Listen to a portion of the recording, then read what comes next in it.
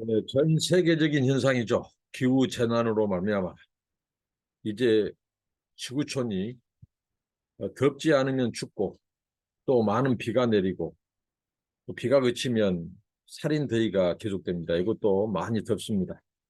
오늘 또 하나님 앞에 감사 기도하심으로 오늘 말씀 묵상 나누도록 하겠습니다. 하나님 감사합니다. 세계적인 기후 재난 현상을 보면서 주님이 말씀하시고 성경이 예언한 그 이 마지막 때의 징조를 봅니다. 또 깨어있게 하시고 하나님 거룩한 신부로서 단정하고 거룩하게 행하게 하시고 주님의 신실한 제자로서 아버지 하나님 지상 명령을 수행하며 그리스도의 군사로서 죄악과 싸우며 승리하는 삶 되게 하옵소서. 오늘 또 새날 주시고 생명과 호흡을 주시고 하나님 말씀을 주신 것 감사합니다. 주의 성령께서 감동하사 하나님 말씀을 깨닫게 하시고 여호와를 아는 지식을 통하여 우리가 소생케 하옵소서. 예수님 이름으로 기도합니다. 아멘. 찬송입니다. 292장 주 없이 살 수 없네. 그렇습니다. 주 없이 살 수 없네 죄인의 구주여 그 귀한 보배 피로 날 구속하소서. 구주의 사랑으로 흘리신 보혈이 내 소망 나의 위로 내 영광 됩니다. 주 없이 살 수 없네 나 혼자 못서리 힘없고 부족하며 지혜도 없도다. 내 주는 나의 생명 또 나의 힘이라 주님을 의지하여 지혜를 얻으리. 주 없이 살 수 없네 내 주는 아신다.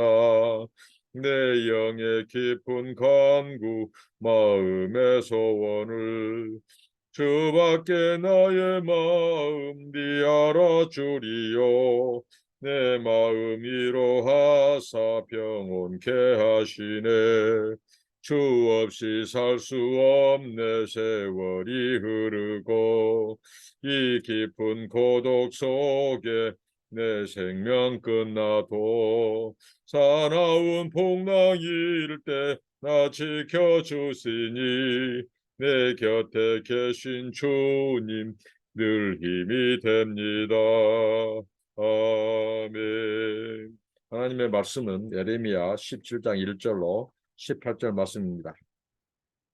유다의 죄는 금강석 끝 철필로 기록되되 그들의 마음팜과 그들의 제단불에 새겨졌거늘 그들의 자녀가 높은 언덕 위 푸른 나무 곁에 있는 그 제단들과 아세라들을 생각하도 들에 있는 나의 산악 이 온 영토의 죄로 말미암아 내가 네 재산과 네 모든 보물과 산당들로 노략을 당하게 하리니 내가 네게 준 네 기업에서 네 손을 뗄 것이며 또 내가 너로 하여금 너희 알지 못하는 땅에서 네 원수를 섬기게 하리니 이는 너희가 내 노를 맹렬하게 하여 영원히 타는 불을 일으켰습니다.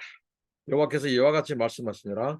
무릇 사람을 믿으며 육신으로 그의 힘을 삼고 마음이 여호와께서 떠난 그 사람은 저주를 받을 것이다. 그는 사막의 떨기나무 같아서 좋은 일이 오는 것을 보지 못하고 광야 건조한 곳, 이 건건한 땅, 사람이 살지 않는 땅에 살리라. 그러나 무릇 여호와를 의지하며 여호와를 의뢰하는 그 사람은 복을 받을 것이라. 그는 물가에 심어진 나무가 그 뿌리를 강변에 뻗치고 더위가 올지라도 두려워하지 아니하며 그 잎이 청청하며 가무는 해에도 걱정이 없고 결실이 그치지 아니함 같으리라.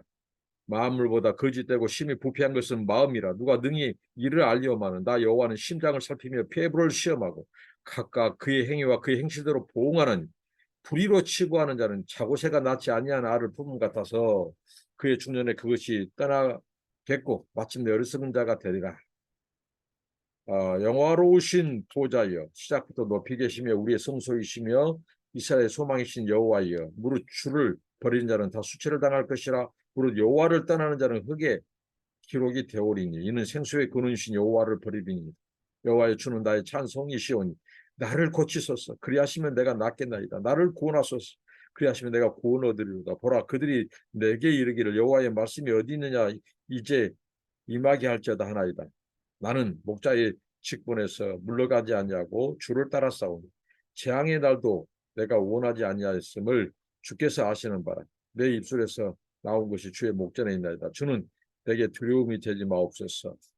재앙의 날에 주는 나의 피난처시니이다. 나를 박해하는 자로 치욕을 당하게 하시고 나로 치욕을 당하게 마옵소서. 그들은 놀라게 하시고 나는 놀라게 하지 마시옵소서. 재앙의 날을 그들에게 임하게 하시며 피해나 앞에는 멸망으로 그들을 멸하소서. 네, 오늘 말씀 네 부분으로 나눠 있는데요. 벌써 17장 1절부터 4절까지는 유다의 범죄에 대해서 나옵니다. 유다의 범죄, 천국 방방, 재단이 있는 곳, 어느 곳에든지 그들의 죄가 뻗치지 않는 곳이 없다는 거죠. 광범위하게.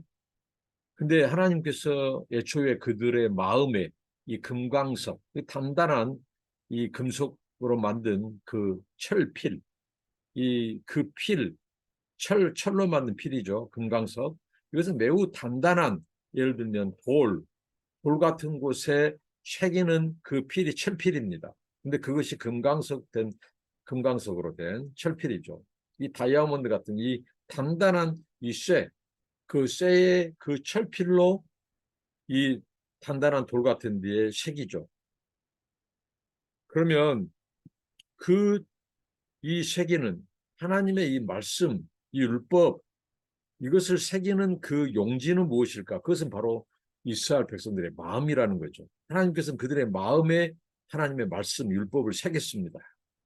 그리고 제단불에 하나님은 새겼어요. 제단불은 바로 하나님만을 섬기는, 하나님만 예배하고 하나님께 제물을 드리는, 그러면서 제사함을 받는 곳이 제단불이죠. 그곳에 피를 발랐습니다. 짐승의 피를. 그러듯이 하나님은 그들의 마음, 그리고 제단불에 바로 이 철필, 이 단단히 새겨지는 철필로 새겼단 말이죠. 그런데 그들의 마음이 금강석같이 돌같이 거칠고 단단한 자들이 되었습니다. 마음이 부드럽게 하나님의 말씀에 순종하고 하나님의 말씀에 이 부드러운 밭이 되어서 열매를 맺어야 되는데 그들은 굳은 돌처럼 단단한 그 심령이 되었다는 것이죠. 그리고 전국에 있는 재단 뿔들 이런 데까지도 이 우상을 숭배한 유다의 범죄에 대해서 죄와 형벌에 대해서 지금 말씀하고 있습니다. 그래서 하나님께서 노략을 당하게 된다. 너희들이 노략을 당하게 된다. 그리고 네게 준 기업에서 네 손을 뗄 것이다. 이것은 뭐예요? 그들이 그 기업을 차지하지 못하고 그 기업, 이 가나안 적과 골이 흐르는 땅을 빼앗기게 되리라. 그 다음에 그들이 이제 알지 못한 땅으로 끌려가요. 그리고 원수를 섬기게 된다. 영원히 타는 불, 노를 맹렬하게 하였다. 이렇게 말씀합니다. 그러니까 이 유다의 죄와 벌, 그들의 마음판과 제단불에 새긴 하나님의 말씀을 어기고 그들은 우상을 숭배했습니다. 그 결과 노략을 당하고 침략을 당하고 빼앗김을 당하고 포로로 잡혀가는 그 신세에 전락하고 말죠. 항상 죄는 이 바로 파멸을 가져오고 노략을 당하고 빼앗기고 정말 이 말할 수 없는 고통을 당하게 됩니다. 우리뿐만 아니라 우리 자녀들까지. 바로 이게 이스라엘의 역사, 유다의 범죄죠. 그러니까 우리는 하나님의 마음, 우리의 마음에 새긴 그 하나님의 말씀을 떠나지 않고 지켜야 한다는 거예요. 하나님 또는 제단불에 하나님의 명령, 율법을 새겼죠. 하나님만 섬겨라고. 우리가 하나님을 등지고 한눈 팔고 하나님을 떠나는 순간 우리의 인생은 노략과 침략, 파멸이 찾아온다는 걸 기억해야겠습니다. 그리고 이 5절부터 이 8절까지는 바로 인생의 두 이 길을 대조하고 있죠. 뭐냐? 사람을 믿고 육신으로 사람을 의지하고 그렇게 사는 사람, 하나님을 의지하지 않고 하나님을 떠난 그 사람과 하나님만 의지하고 하나님만 섬기는 두 부류의 인생, 그 길, 사람을 대조하는데요. 사람을 믿고 그 육신, 인생을 의지하는 자, 하나님을 의지하지 않는 자, 그들에게는 저주가 임할 것이라고 말합니다. 이게 바로 하나님과 이스라엘 언약 백성 간의 언약 조항이죠. 축복 조항과 저주 조항이 있다고 그랬죠. 순종하면 이 축복 조항이 발동하고 이 불순종하면 저주 조항이 임합니다.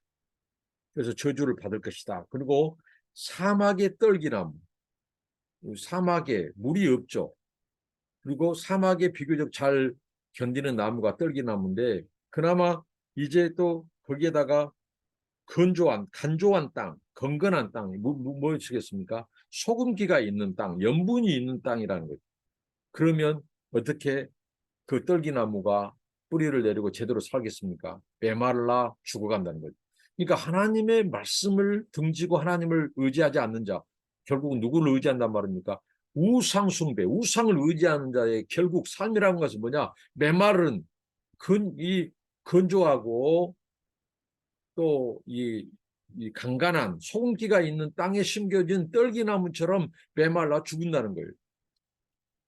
반면에 하나님을 의지하고 하나님의 언약을 지켜 순종하는 자들은 바로 시편 1편의 말씀처럼 물가에 심어진 나무가 그 뿌리를 강변에 뻗치고 더위가 올지라도 두려워하지 않냐고 잎이 청청하며 가무는 해에도 걱정이 없고 결실이 그치지 아니함 같다.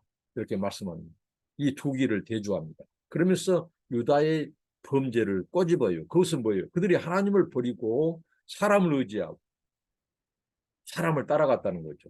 우상을 숭배하고요.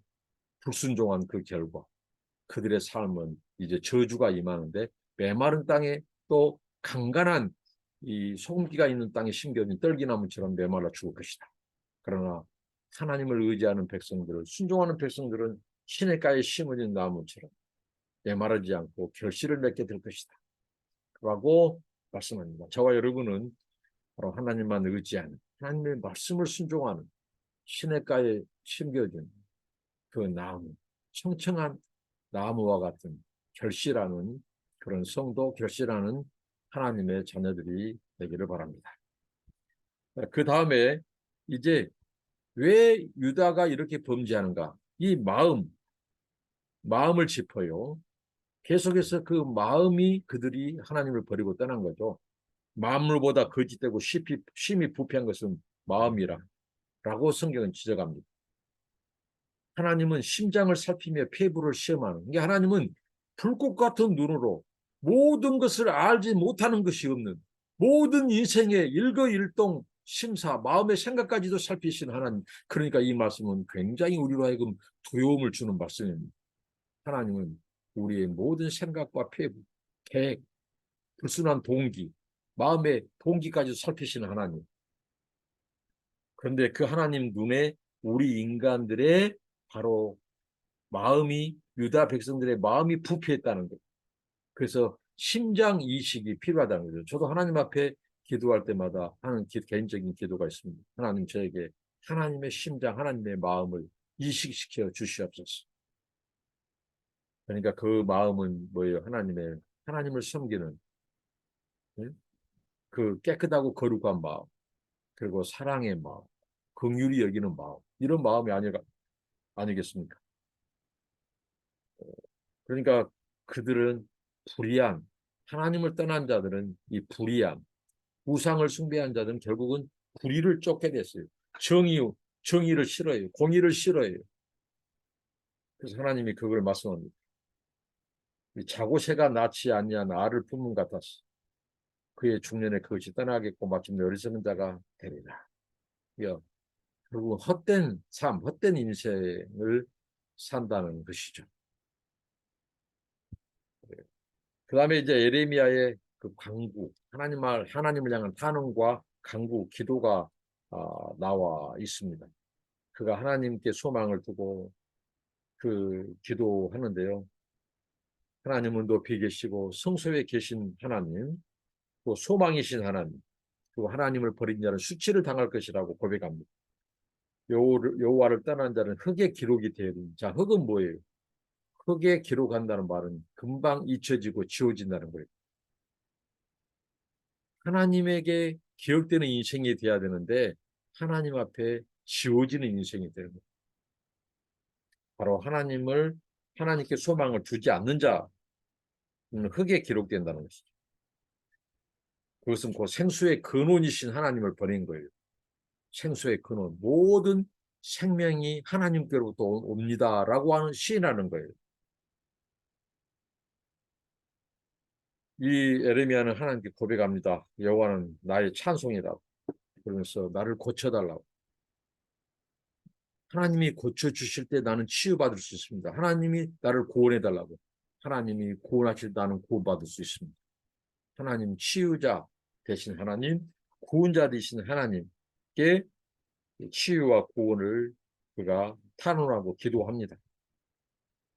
사람들이, 불신자들이, 하나님을 경외하는 자들이 여호와의 말씀이 어디 있느냐 이렇게 묻는다는 거죠. 그래서 그는 기도합니다. 하나님, 나는 목자의 직분에서 물러가지 않냐고 주를 따랐습니다. 재앙의 날에 하나님께서 나를 건져달라고 이렇게 기도합니다. 주는 내게 두려움이 되지 마옵소서. 재앙의 날, 심판의 날은 두려움의 날입니다.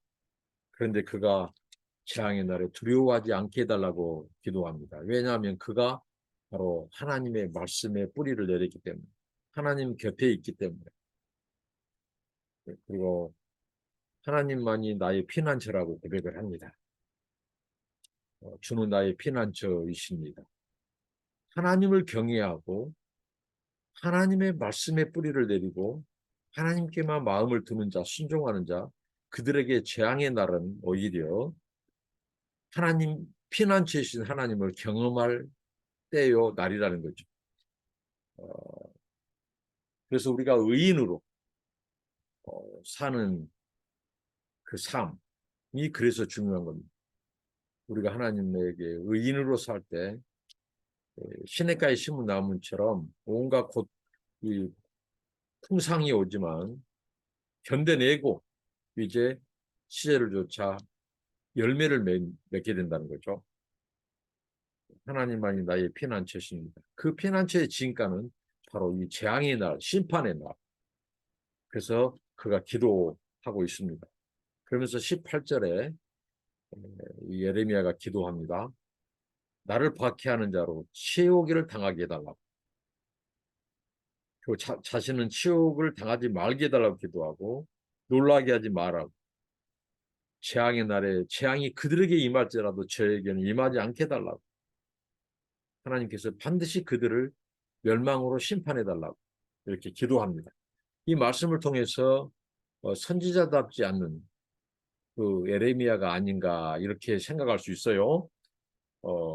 이 원수들을 위해서 원수들을 사랑하고 그들을 위해서 기도해야 되는데 오히려 하나님께서 그들을 재앙의 날에 치욕을 당하게 해달라. 그리고 그들에게 하나님께서 멸망으로 이끌어달라고 그들을 놀라게 해달라고 기도합니다. 이것은 곧 무엇일까요? 하나님께서 이렇게 하나님 말씀을 전하다가 고통받는 주의 종들, 선지자들을 향한 하나님의 마음을 읽을 수 있어요. 하나님은 바로 그들을 애잔하게 보신다는 거예요. 그 종들을 하나님이 귀하게 여기고 지키신다는 거예요. 그 에레미야는 지금까지 끊임없이 자기 동족의 구원을 위해서 하나님 앞에 얼마나 탄원했습니까? 이 기도는 곧 바로 이 하나님의 마음을 그가 읽어주는 거예요. 주의 종들을 향한 하나님의 마음. 하나님은 이 하나님의 나라와 말씀과 복음과 하나님의 진리를 전하다가 고통받는 자들의 고통을 외면하지 않습니다. 아십니다. 그게 우리의 유로가 된다는 거죠. 오늘 말씀을 통해서 오늘 우리가 이 하나님의 마음, 우리들의 마음에 새겨진 하나님의 말씀, 또 제단불에 새겨진 이 뿌려진 이 하나님의 이 보혈, 그리스도의 보혈, 이것을 의지하고 이것을 붙잡아야지. 말씀을 붙잡아야지. 우상을 의지하고 우상을 떠나는 순간 우리는 하나님의 저주 그리고 메마른 떨기나무가 된다는 거죠. 노략을 당하고 침략을 당하고 이방에 사로잡혀가는 고통을 당하는 하나님을 의지하는 시냇가에 심은 나무처럼 결실하게 될 것이다. 그래서 심히 부패한 사람의 마음이 아닌 하나님의 말씀을 새기는 하나님을 기억하는 부드러운 열매 맺는 그 우리의 마음 그곳에 하나님의 율법을 새기고 하나님을 기억하고 하나님께만 순종하는 그래서 재앙의 날에 여호와께서 나의 피난처라고 고백하는 저와 여러분 되시기 바랍니다. 기도합니다. 하나님 감사합니다. 예레미야의 탄원과 기도 고백이 우리의 고백이 되게 하옵소서. 하나님만이 나의 피난처고 또 우리의 위로자요 보호자요 우리의 소망인 것을 고백합니다. 하나님 만무보다 심히 부패한 우리의 마음에 주의 심장을 죄로 새겨진 우리의 심장을 이식시켜 주셔서 하나님의 말씀을 새기고 하나님의 사랑과 긍휼을 새기는 하나님의 정의와 공의를 새기는 우리의 마음이 되게 하시고 또 아버지 하나님 시냇가에 심은 나무처럼 하나님만 의지하고 청청하고 결실을 맺는 아버지 하나님 나무가 되게 하옵소서. 예수님 이름으로 기도합니다. 아멘. 감사합니다. 축복합니다.